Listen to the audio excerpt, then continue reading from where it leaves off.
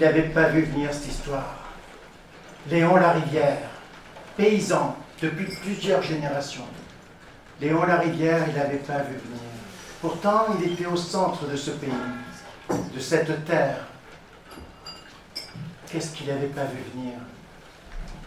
Lui, ce qu'il savait, c'est que les terres, elles avaient du gibier, c'est qu'elles avaient des forêts, c'est qu'il y avait des rivières qui coulaient bien, des ruisseaux qui dévalaient la colline. Il y avait même des cascades, élégantes comme des chevelures de femmes. Mais c'est normal qu'il n'ait rien vu venir, lui. Parce que Léon Larivière, c'est un taiseux. Un coriace en affaires aussi. Quand les gens sont coriaces en affaires, plus personne ne leur parle. Ça lui allait bien de parler à personne et que personne n'entende sa voix.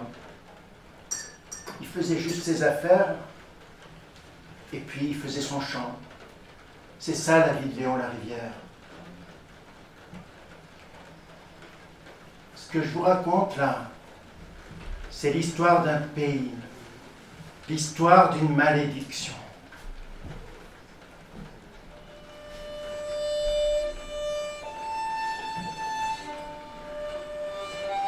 Alors bien sûr, Léon, il avait bien vu que les forêts, on les avait décimées, qu'on avait coupé tout ce qu'il y avait à couper, que les animaux, ils étaient tous morts. Il avait bien vu ça, Léon. Mais il ne faisait pas attention, ça ne concerne pas. C'est pas nos affaires qu'il disait. C'est pas nos affaires, tout ça.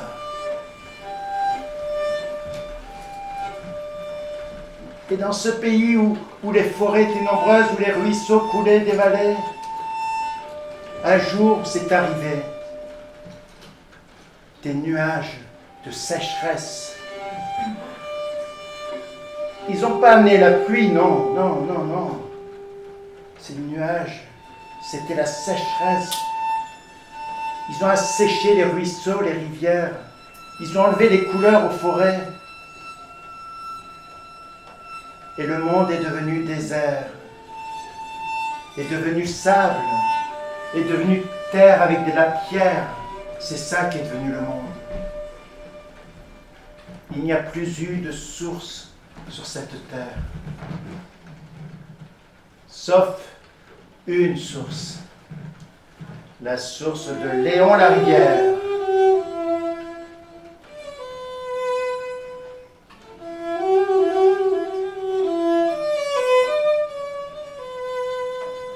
La dernière source, elle était sur sa terre, entourée de 3 rochers.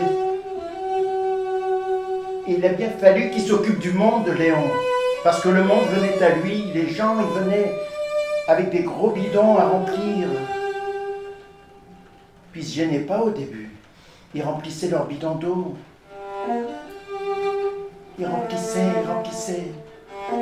Et puis Léon, à un moment, il s'est rendu compte que les gens venaient sur son terrain pour remplir tant d'eau. Mais qu'est-ce qui se passe sur cette terre?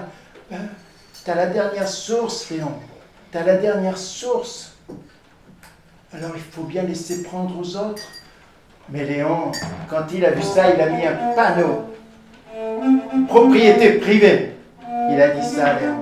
C'est à moi cette eau. Cette source, elle est à moi. Alors on lui a bien expliqué que sa source, elle était inépuisable. Inépuisable quoi? C'est quoi qui est inépuisable sur cette terre? Inépuisable. À part la bêtise humaine, il n'y a rien d'inépuisable sur cette terre. Il y a un bloc de glace là-haut au pôle Nord avec un petit ours qui se balade. Vous appelez ça inépuisable? Le dernier rhinocéros blanc, il est mort là. Vous appelez ça inépuisable, vous? Regardez la terre, ce qu'on en a fait. Et Léon, il se porte en défenseur de la terre. Mais il a donné lui aussi à couper des arbres, à couper tout ce qu'il donne à la nature.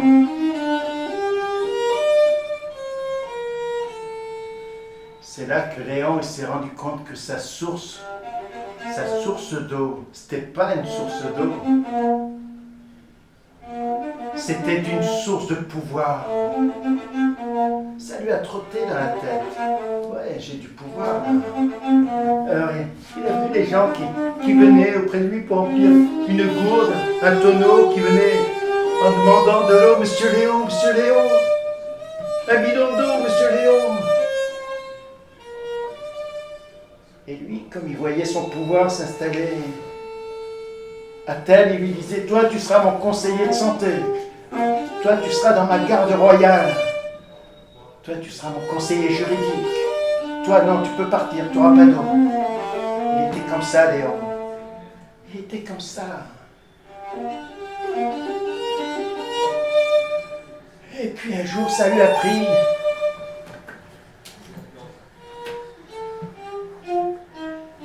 Quand il a bien recruté des gens, des quémandeurs, qui lui avaient dit leur fidélité pour la vie, quand il a bien recruté ça, Léon, il est monté tout en haut de son rocher et il a parlé au peuple.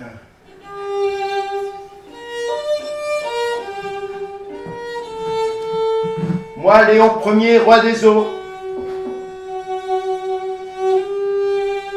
je vous demande à chacun de porter un rocher pour le château du roi Léon. Chacun qui portera un rocher aura droit à un bidon d'eau. Et ça s'est su. Et ça s'est su, les gens ont porté des bidons d'eau avec humilité, en montant péniblement sur le rocher. Il les avait comme ça, hein. Il les avait comme ça, le roi Léon. Puis en échange, ils sont tous repartis avec un bidon d'eau. Ça a duré des semaines, cette histoire, d'ériger un château pour le roi Léon, pour protéger cette source, faire une sorte de rose de sable autour de la source, pour la protéger des gens qui viendraient, quoi. Et aussi, surtout, pour n'accueillir que ceux qui ont juré fidélité au roi Léon. Les conseillers de ci, les conseillers de ça, la garde royale et leur famille.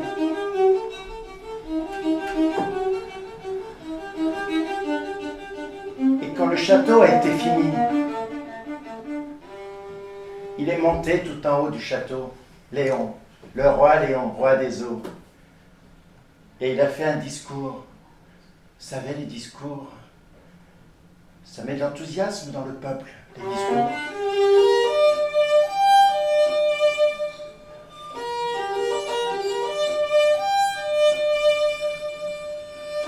Mon peuple, moi, Léon Ier, je vous promets l'humilité, je vous promets la sécurité, je vous promets la joie. Nous danserons de nouveau pour des jours meilleurs. Il leur a dit ça, le roi Léon. Ah là, ils inventent tous des mots comme ça, c'est incroyable. Et tous l'ont cru. Il y a des discours comme ça fait des hurrahs, les gens ont fait hurrah, roi Léon, roi Léon, roi Léon. Et puis lui s'est tourné vers son conseiller, son architecte, il lui a dit, voilà, vous pouvez fermer le robinet. Une bonne chose de faite. Et à partir de là, oui, il a fermé le robinet. Et ceux qui avaient de l'eau, c'est ceux qui avaient juré la fidélité. Les autres, alors bien sûr, il y en a qui ont essayé de protester, de se rebeller, ils sont montés avec des pioches, avec des balais, ils sont montés à l'assaut du roi Léon, du château du roi Léon.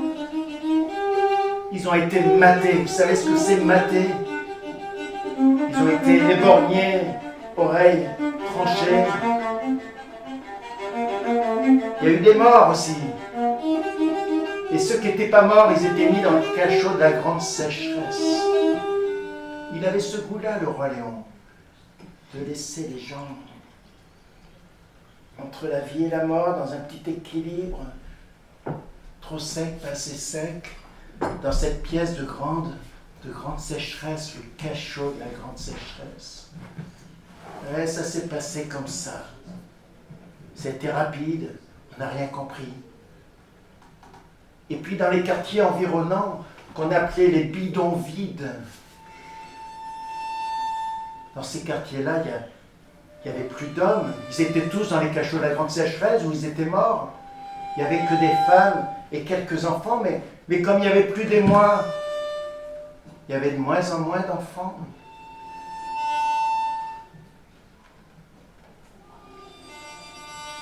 Il n'y avait plus de couple. Et puis, dans un de ces bidons vides, il y a eu ce couple de vieux potiers. Victor et Gaïa, ils s'appelaient. C'était un des seuls couples des bidons vides. Ils étaient potiers, mais potiers sans eau, c'est plus possible. Ça fait 15 ans qu'ils n'ont pas pu travailler la terre, l'argile. Ils n'avaient pas d'eau, quoi.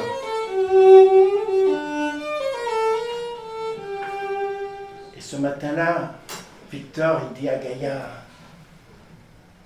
ma femme, ma belle potière, demain j'irai au château chercher de l'eau. Il y en a là-haut de l'eau. C'est ça qu'il nous faut. Mais pourquoi tu vas prendre ce risque-là? Pourquoi tu restes pas avec moi, Victor, quand même? Et t'appelles ça une vie, toi, ce qu'on vit là? T'appelles ça une vie? On a tous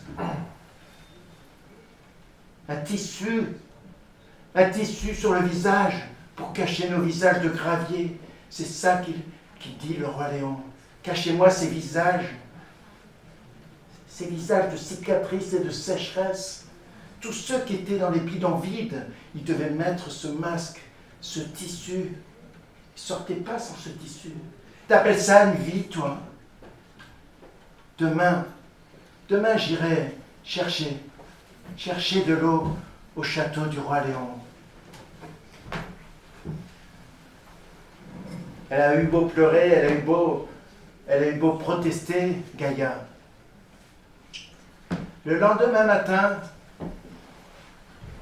Victor, il est sorti du bidon vide. Il a mis son masque pour cacher sa peau de gravier.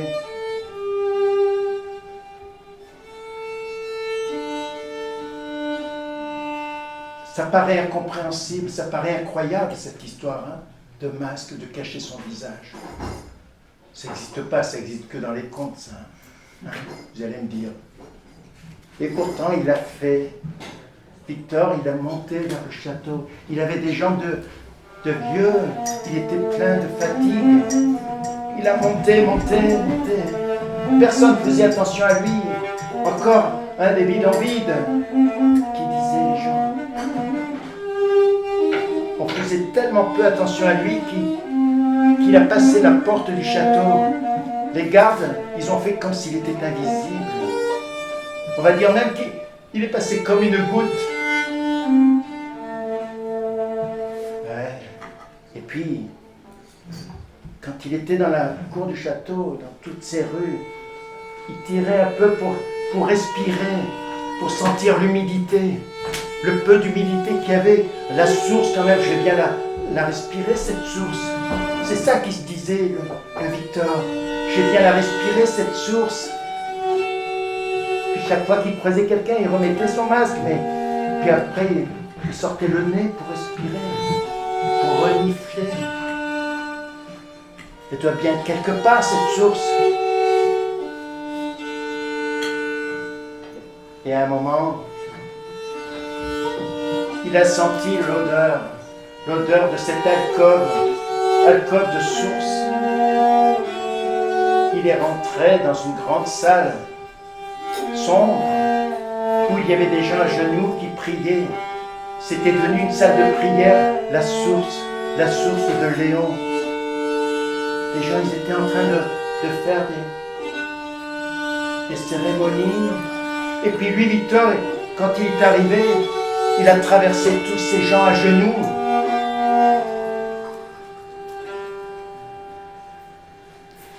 Il est arrivé près de l'eau du roi Léon. On disait dans les bidons vides que celui qui regardait au fond de la source du roi Léon, il voyait son âme. Ouais, parce qu'on en dit. Mais lui, quand il a vu la source, il n'a pas pensé regarder au fond pour voir son âme. C'était compulsif. Il a attrapé l'eau comme si on pouvait attraper de l'herbe. Il a mis ses mains comme ça, et puis il se les jetait au visage. Il a attrapé l'eau comme du bon pain, quoi. Alors il a entendu derrière lui, mais il est fou, il est fou. Il abîme la source. Il abîme la source, c'est un des bidons vides. Il abîme la source. Ils ont crié, alors, rapidement, il a pris sa gourde, il l'a remplie rapidement, il l'a bouché, puis il l'a mis contre son cœur. Il s'est retourné, il y avait des visages devant lui, là. Tous étaient debout. Il y a même un homme qui a dit à son enfant, regarde, c'est la mort qui marche. Il a dit ça. Et lui, il a ouvert tout ça comme Moïse, quoi. Comme Moïse qui ouvre la mer. Il les a fait s'écarter comme ça. Il était fier, Victor, de ce qu'il faisait. Pour le monde. Pour la prophétie qu'il avait dit à sa femme. La prophétie.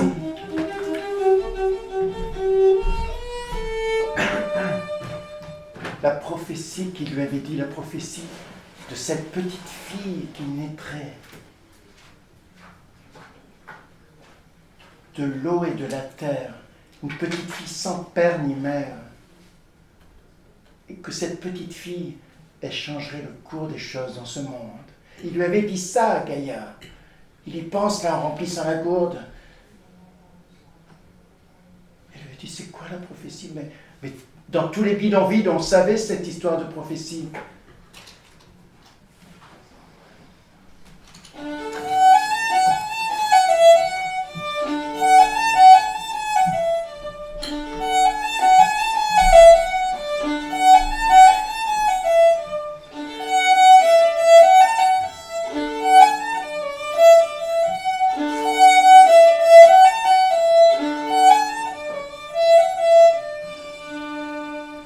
Qui guette à la lisière? Qui guette à la lisière? C'est Roberto. Roberto, il était dans les Alpes, le berger, là. Et quand je devais le remplacer pour quelques jours, il m'a reçu dans sa bergerie. Il m'a montré toute l'organisation, les moutons, le collier à mettre dans les yeux, tout ça. Et puis quand on s'est posé pour voir le génépi au pied de sa bergerie, on a regardé les fourmis avec Roberto. On a regardé les fourmis et puis on a vu. C'est surtout lui qui l'a vu parce que moi j'y fais pas attention. Il m'a dit regarde, Philémon, la fourmi, elle monte au brin d'herbe. La fourmi. C'est un signe ça. Ça va mal se passer, Philémon. Mais qu'est-ce qui va se passer, Roberto? Elle va tomber, la fourmi? Quelle est bête, hein? Quelle est bête. Quel gosse. Ben non, pour le monde, ça va mal se passer. La fourmi, elle fuit la terre. Elle monte le plus haut possible, elle fuit. Elle ne veut pas voir la terre. Qu'est-ce qui se passe? Et Roberto, il m'a dit ça en mai 2003. 2 mois plus tard, il y avait des milliers de morts dans les maisons de retraite. Dans toute la France. Il y a eu la canicule, la grande sécheresse. La prophétie des fourmis. Il l'avait, Roberto, la prophétie des fourmis. Et Victor, lui, il n'avait pas l'histoire de Roberto dans la tête. Mais il savait qu'il y avait cette prophétie. Que dans tous les bidonvilles, on la disait, cette prophétie. Prophétie d'une petite fille qui un jour apparaîtrait dans ce monde sans père ni mère, né de l'eau et de la terre, qui changerait le cours des choses dans ce monde.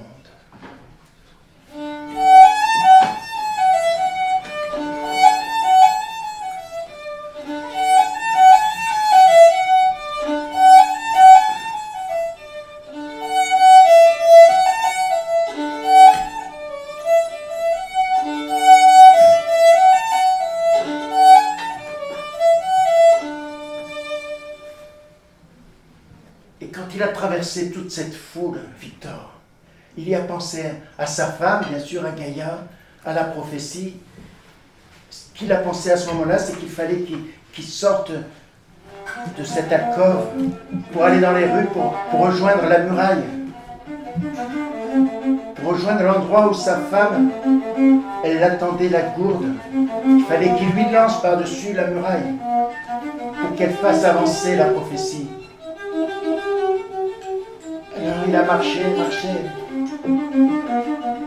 dans les ruelles.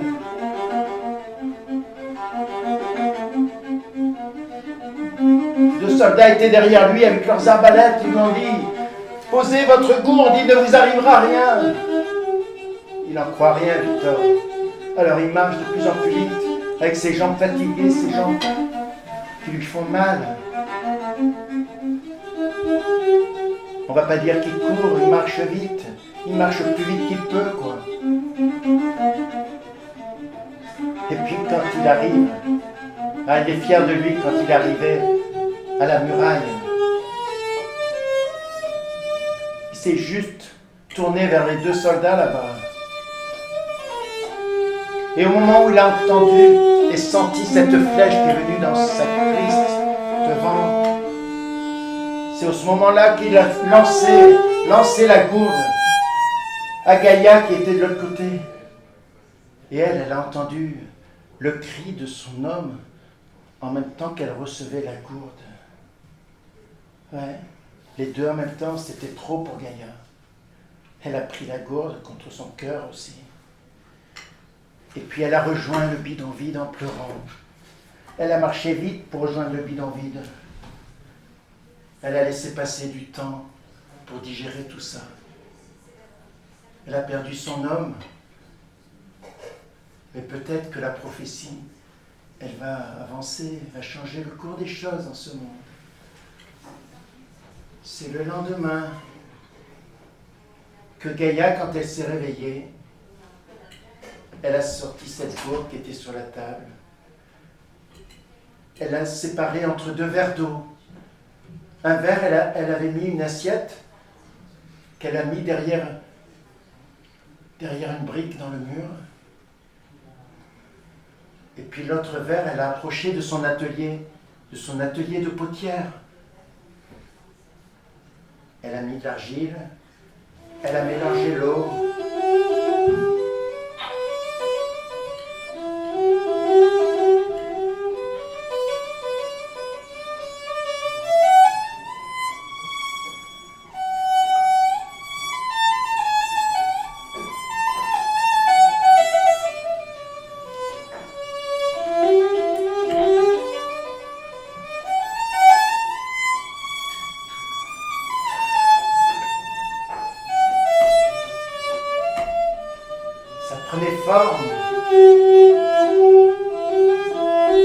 Un bébé avec des bras, des jambes, un visage, un ventre bien rond. Il était beau ce bébé. Avec l'ongle, elle précise que c'est une fille. Puis avec l'ongle encore, elle ouvre les paupières. Une petite fille sans père ni mère, née de l'eau et de la terre, avec les yeux bleus comme la mer. C'est ça qu'elle a fait, Gaïa, avec ses mains. Sans savoir que là-haut, à la source du roi Léon, ça faisait des ronds dans l'eau, ça faisait des tournis dans l'eau. Elle ne pouvait pas le savoir. Mais les gens là-haut, ils se sont écartés de la source, ils se sont dit, mais c'est magique ce truc-là, qu'est-ce qui se passe?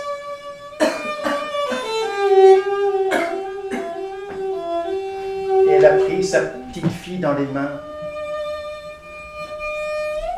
Les paupières étaient ouvertes et dessous apparaissaient des yeux bleus comme la mer. Elle a juste soufflé dans le nez, tapé dans les fesses, et on a entendu le cri d'un petit bébé comme ça, qui a rempli la maison de Gaïa, mais qui a rempli le bidon vide, qui a créé des courants d'air dans le bidon vide. Un vent frais est sorti dans le bidon vide. Il y a eu des volets qui claquaient, il y a eu de la beauté dans ce monde. Cette petite fille sans père ni mère, née de l'eau et de la terre, les yeux bleus comme la mer. Elle va sauver le monde. Et Gaïa se dit, il doit y avoir une erreur quand même. C'est pas possible que ma petite fille, là, elle est toute menue et toute petite. Il doit y avoir une erreur à la prophétie, quoi. C'est pas possible. Le cours des choses a avancé. Qu'est-ce qui fait le temps? Il passe le temps. La petite fille, elle a d'abord crapahuté à quatre pattes. Dans tout le bidonville, on la connaissait avec ses yeux bleus comme la mer. Puis après, elle a commencé à courir. C'était un vent d'air frais. Les volets claquaient, les portes étaient poussées par la petite fille. Elle avançait dans le bidonville. Elle était comme chez elle, quoi. Elle était chez elle et elle savait de la prophétie. On lui parlait de la prophétie. Tous les jours, sa mère lui disait ça. Tu es la prophétie, ma petite tour. Et même qu'elle a appelé Marie-Onde, quand elle a su que ça avait fait des ronds dans l'eau là-haut, au château, elle a appelé Marie-Onde. Marie-Onde qui sauvera le monde. Comment elle peut le croire, la petite? Il a fallu que son anniversaire de 12 ans arrive. Et à 12 ans, sa mère a demandé à Marie-Onde de se poser dans la cuisine. Viens voir ce que je t'ai offert pour tes 12 ans. Elle lui a d'abord offert un bâton qui avait été sculpté par Victor. Comme il était plus potier, il n'y avait plus d'eau, il n'y a plus de possibilité de faire son métier de potier. Ben Victor, il chassait les morceaux de bois solides dans la montagne, dans les anciennes forêts. Il cherchait des bois morts pour faire des cannes, pour avancer. Il en a fait des cannes, il y en a beaucoup dans sa maison. Et il avait fait celle-ci, qui était une canne magique, pour Marie-Onde. Alors, Gaïa lui a offert cette canne. Elle lui a dit, tiens, c'est ton père qui l'a fait pour toi. Et puis, elle lui a dit, mais c'est pas tout. C'est pas tout, Marie-Onde. Je t'offre un verre d'eau. Tiens, elle est allée chercher derrière le mur. Elle est allée chercher le verre d'eau qu'elle avait caché derrière une brique, là. Et elle lui a posé sur la table. Elle lui a dit, tiens Marie-Onde, tu vas boire ce verre d'eau. Mais tu le bois tranquillement, en conscience, comme on dit. Tu penses au monde quand tu bois ton verre d'eau. Tu penses à la prophétie.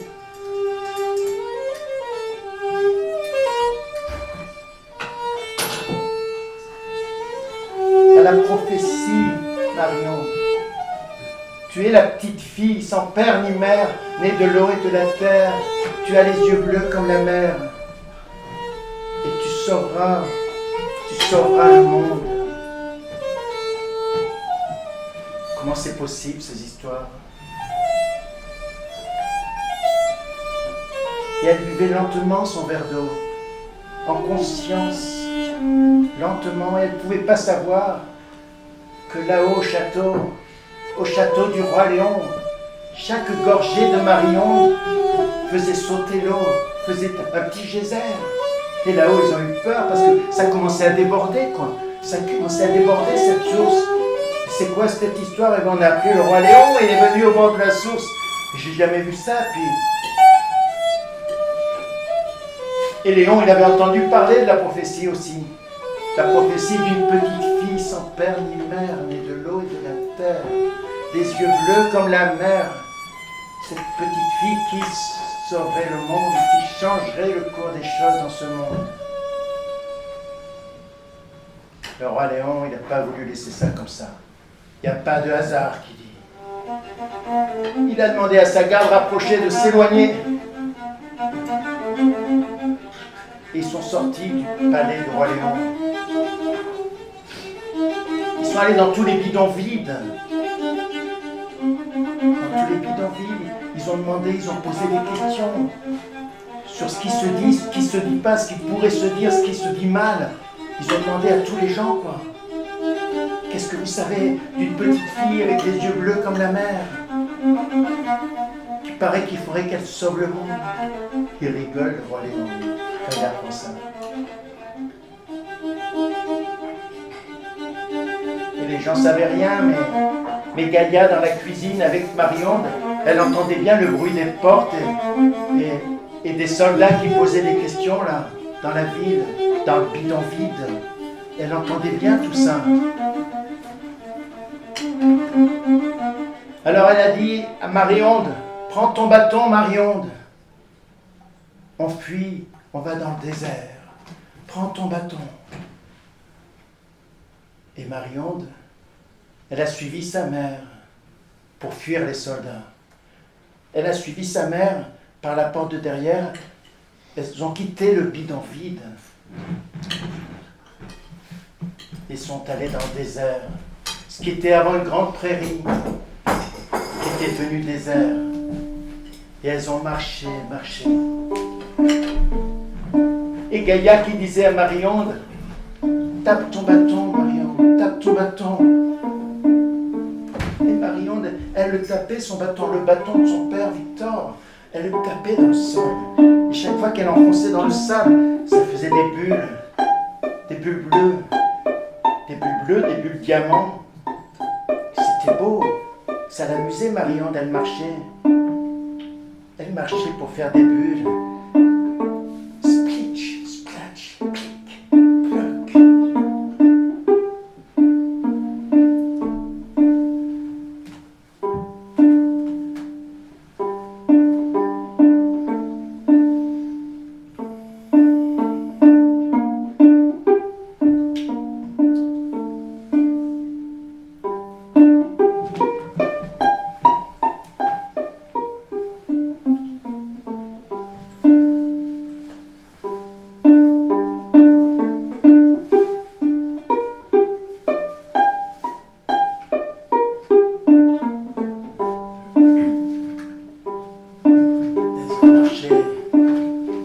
Derrière elle, un ruisseau de bulles bleues et diamants qui les suivait.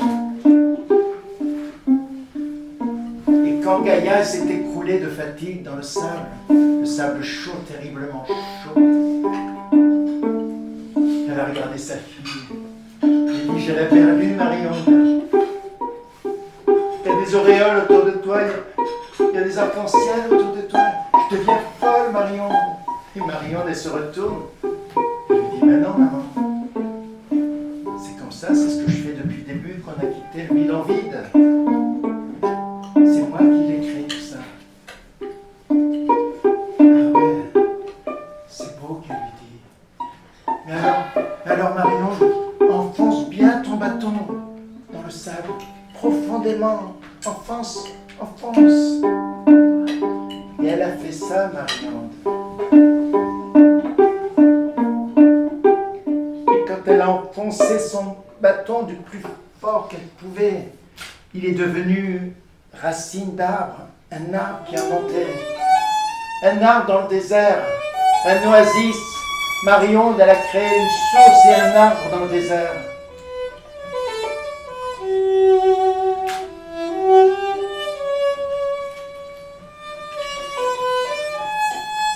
Elles avaient de l'eau, elles avaient de l'ombre. On peut rester un bon moment comme ça dans le désert, avec de l'eau et de l'ombre. Elles étaient épuisées quand même. Mais les soldats du bidon vide, ça n'a pas été difficile pour eux de suivre Gaïa et Marionde. Ils ont juste eu à suivre les bulles d'eau. C'est quoi cette histoire de bulles d'eau? Il se passe bien quelque chose de bizarre dans ce désert. Ils ont suivi la trace des bulles d'eau. Ils les ont vus s'écrouler sur le sable chaud là-bas. Ils ont vu l'arbre monter aussi. Ça, il faudra le dire au roi Léon. Et puis quand ils sont arrivés à l'arbre, avec la force et la violence des hommes parfois, ils ont pris la petite fille dans leurs bras, ils l'ont ligotée, ils l'ont mis dans un grand sac et ils l'ont portée. Ils ont laissé Gaïa là sur le sable, frappée, violentée. Elle n'en pouvait plus, Gaïa. Elle était inconsciente quand elle a laissé partir sa fille avec les soldats. Et eux, ils l'ont jetée dans le cachot de la grande sécheresse. Il n'y avait pas de femmes dans le cachot de la grande sécheresse. Il n'y avait que des hommes qui avaient été dans la rébellion. Et là, elle est rentrée dans le cachot de la grande sécheresse. Elle était dans l'obscurité. Ça sentait même pas le moisi. Ça aurait été bien que ça sente le moisi.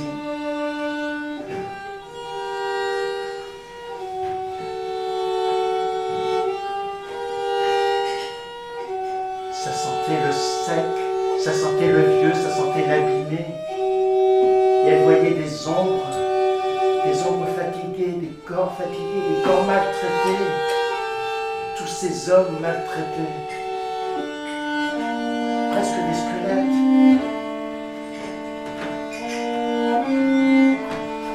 Elle en a vu un plus vieux, plus courbé que les autres, qui a vu que Marion, elle pleurait. Gâche pas la petite, gâche pas, laisse pas tomber l'eau comme ça, tu gâches, c'est précieux l'eau que tu as. Il a mis son doigt comme ça, et sur son ongle il a mis de la larme de Marion. Waouh, c'était de l'eau de source exceptionnelle qu'il avait là sur l'ongle. Alors il en a repris bien sûr. L'eau de Marion, c'était de l'eau plate, de l'eau douce, de l'eau pas salée. Et c'était bon.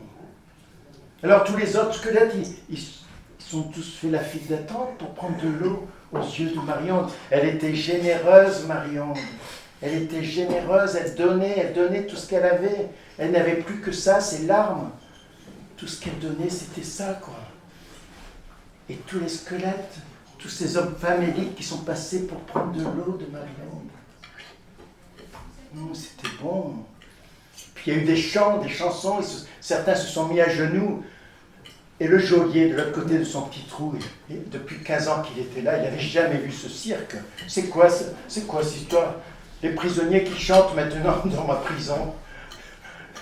Il s'est tout fait. Alors, il a pris un verre et il est rentré dans la prison, dans le cachot de la grande sécheresse. Il a bousculé 3-4 hommes qui sont tombés à terre. C'est ça que savent faire les hommes, malheureusement. Et puis il est allé jusqu'à Marion, en bataillant encore avec les quelques squelettes qui se frottaient à elle. Et puis il a pris un verre d'eau. Il a rempli un verre d'eau aux larmes de Marion. Et il est sorti du cachot de la grande sécheresse. Et vous croyez qu'il aurait goûté de l'eau, lui? Hein? Qu'est-ce que c'est que la soumission, quand même? Non, il n'a pas goûté. Il s'est dit, je vais le porter au roi Léon. Sire, goûtez ceci, sire.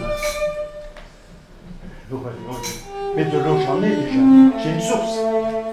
Non, sire, goûtez donc. Il a goûté, le roi Léon.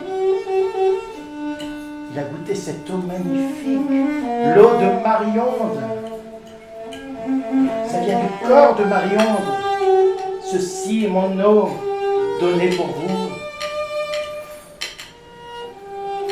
C'est pas possible. C'est la dite. Oui. Non. Si. Mais il faut la mettre en bouteille, cette petite. Dès que le roi Léon dit quelque chose, on le fait.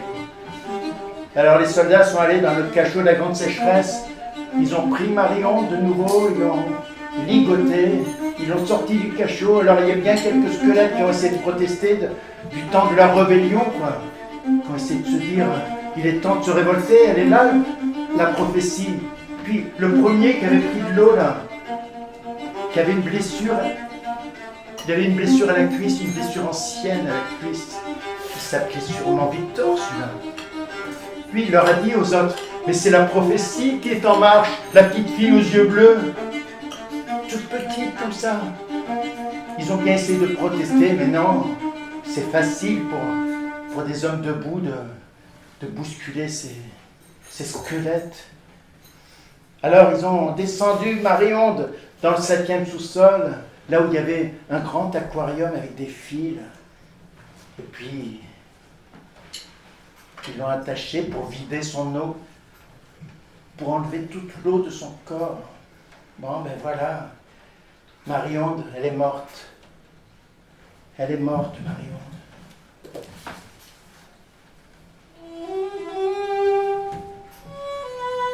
Comment ça?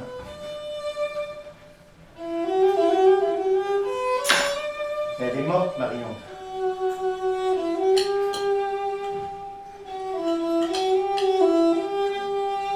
J'ai une violoniste qui ne croit pas que Marie-Onde est morte. Mais depuis la nuit des temps, c'est le plus fort qui gagne. Et les violonistes sensibles, ils y peuvent rien, quoi.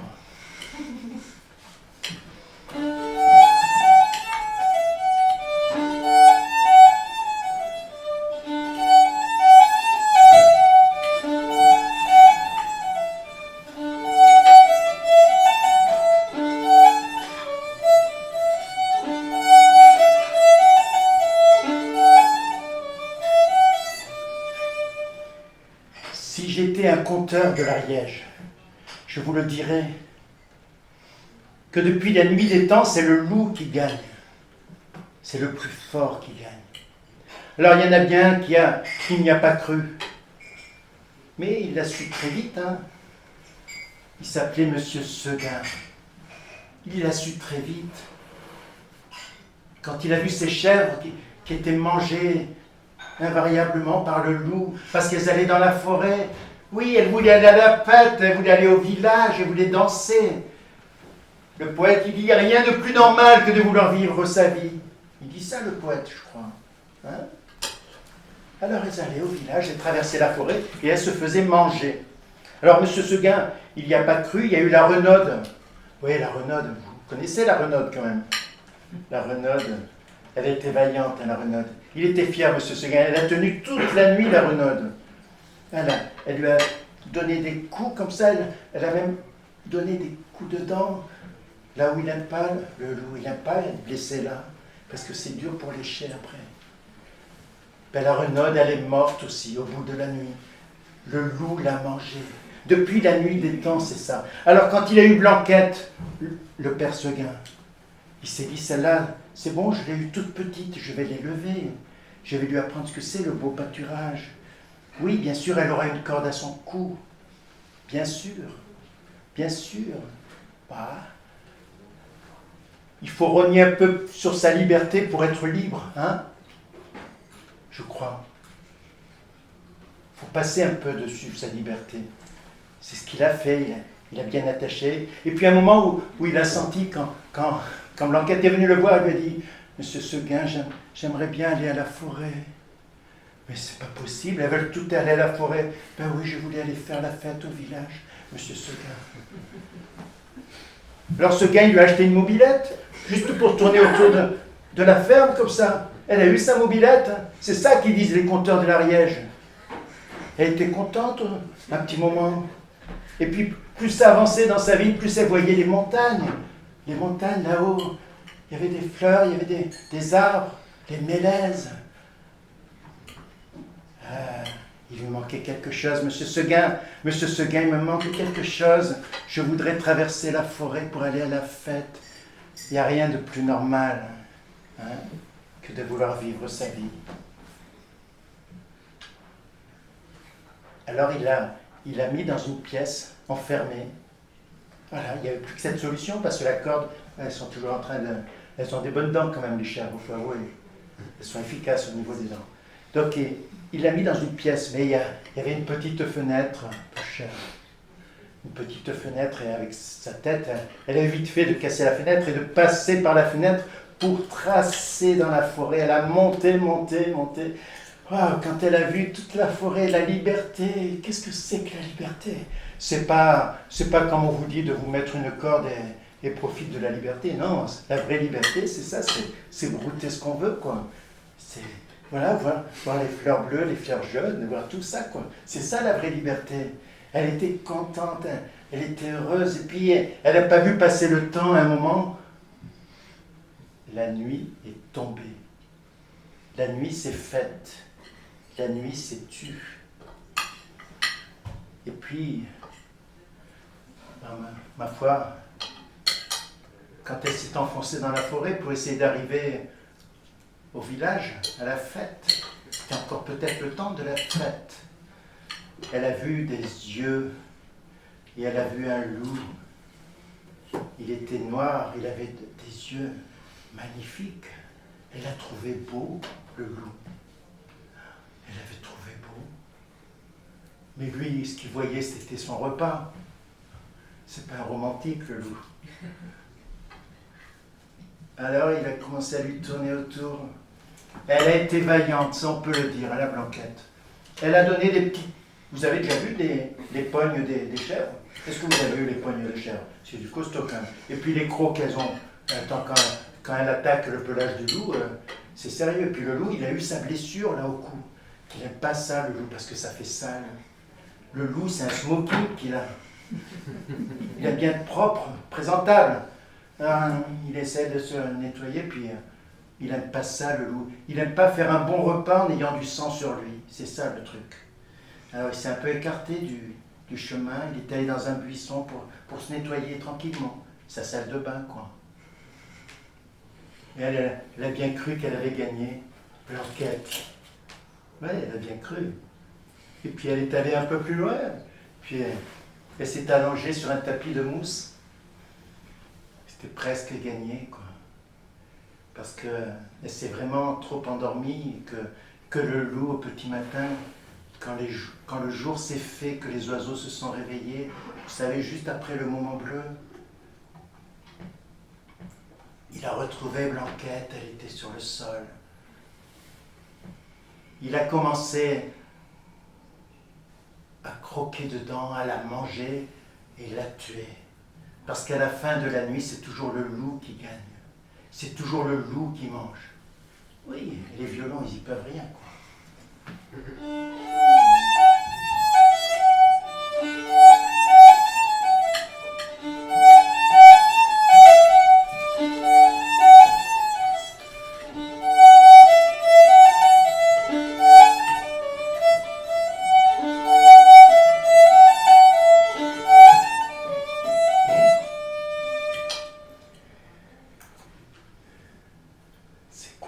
C'est quoi se révolter?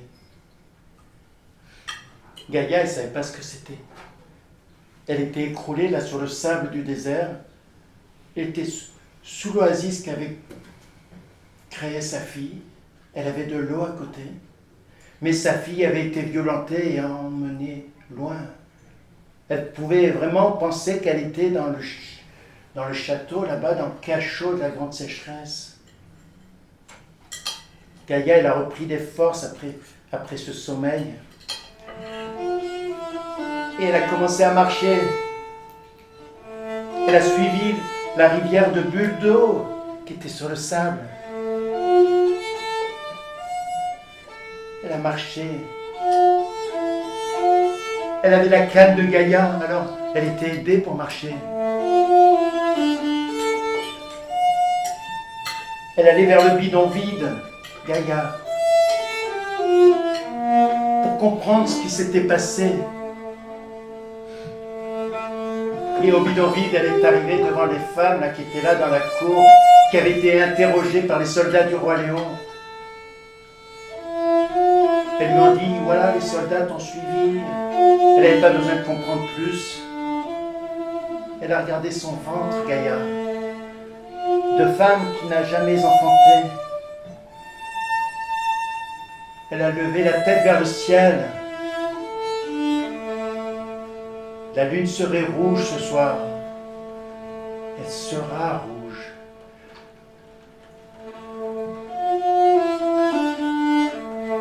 Alors elle a dit aux femmes, il n'y a pas de mots pour dire, moi j'y vais. Elle n'avait même pas mis son masque, elle n'avait pas ça.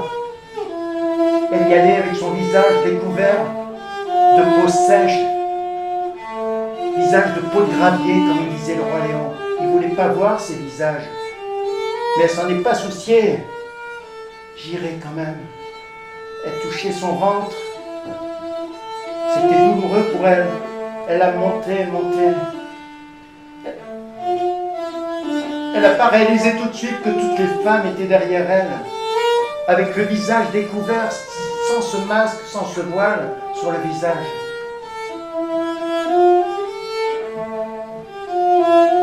Elles ont marché. C'était un nuage de marche, que des femmes, sous la lune rouge, la lune des femmes, la lune de l'espoir, la lune rouge. Elles ont marché.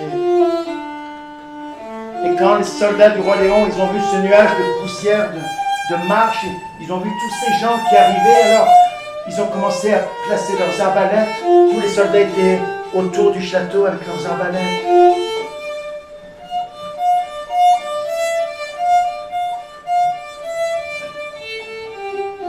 Et quand les femmes sont arrivées devant les soldats, elles ont arrêté de marcher. Elles ont chanté. Un chant fort, un chant qui remue la plaine, qui fait chuchoter l'herbe là-bas au loin. Un chant qui parle aux fourmis sous l'herbe. Un chant qui émeut toute la plaine. Que peut-être au cachot de la grande sécheresse, les hommes l'ont entendu, ce chant des femmes. Et les soldats, qu'est-ce qu'ils ont vu? Ils ont vu leurs sœurs, leurs tantes, leur mère, leur grand-mère. Ils ne pouvaient pas tirer. Ils ont posé les armes. Et ils ont laissé rentrer les femmes dans le château. C'était la lune rouge et le sang n'a pas jailli. C'est ça. Le sang n'a pas jailli. Elles se sont toutes répandues dans le château, dans toutes les ruelles, à chercher, comme l'avait fait Victor 15 ans plus tôt, à chercher l'eau, où elle est cette eau, cette source. Et quand elles sont arrivées devant l'eau, elles ont fait comme Victor, c'était un geste animal, de prendre l'eau avec les mains comme ça, de l'attraper l'eau.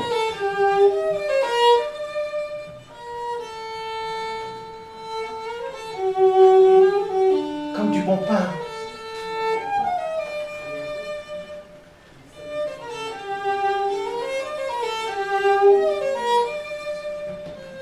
Elles ont rempli des bidons vides.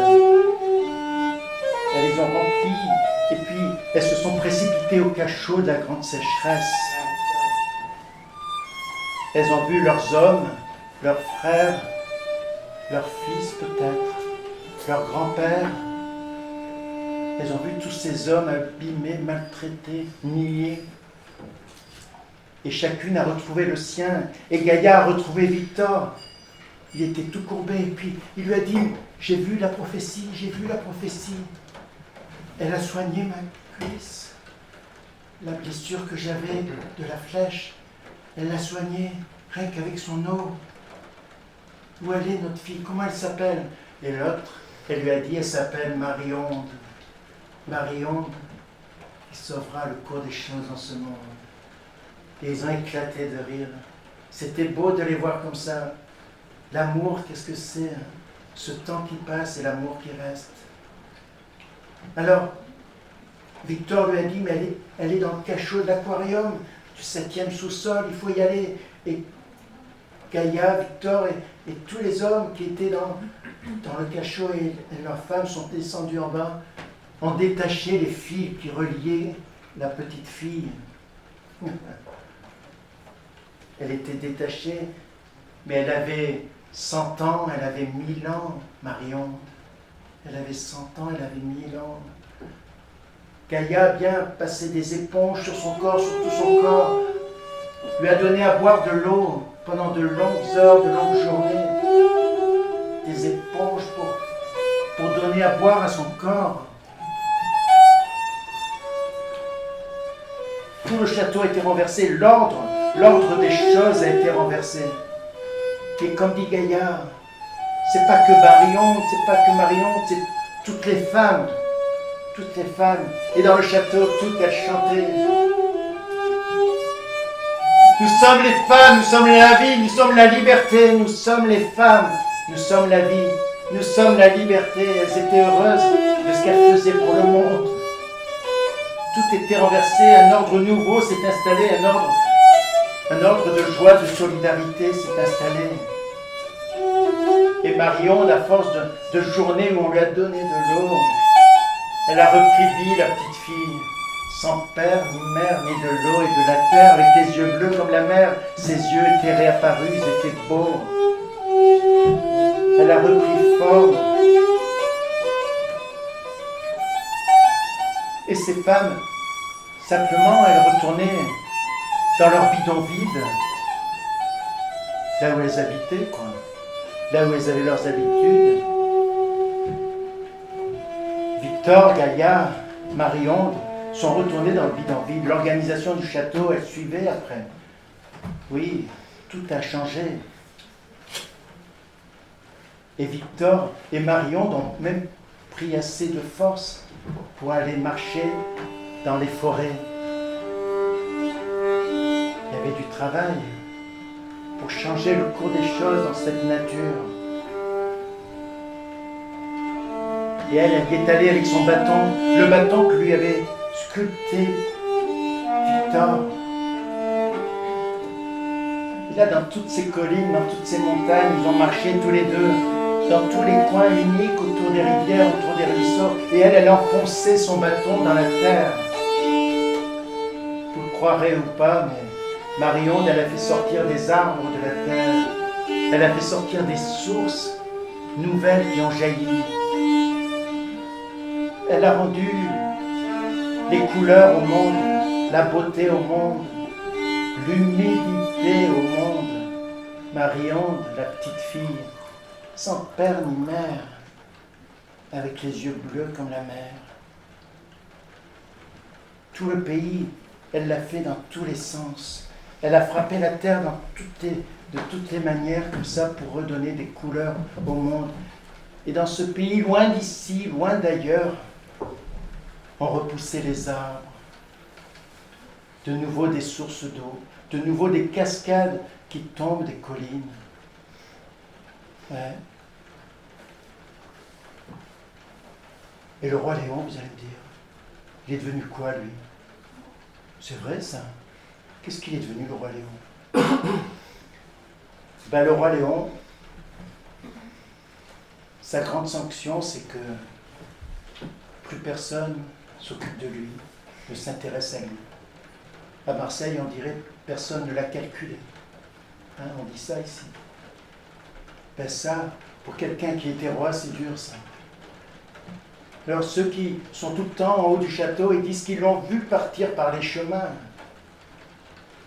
Et certains ont même dit, il est monté à un arbre là-bas, à l'horizon. Il est monté à un arbre.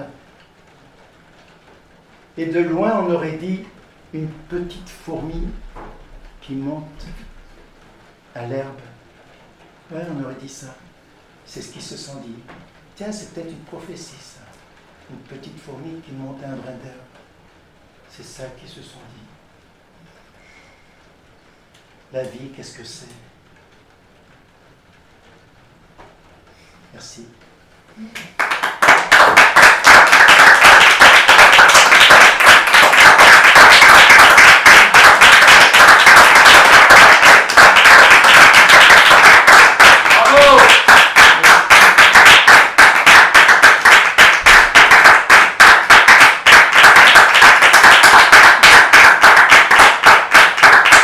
Avec Hélène Javelot au violon.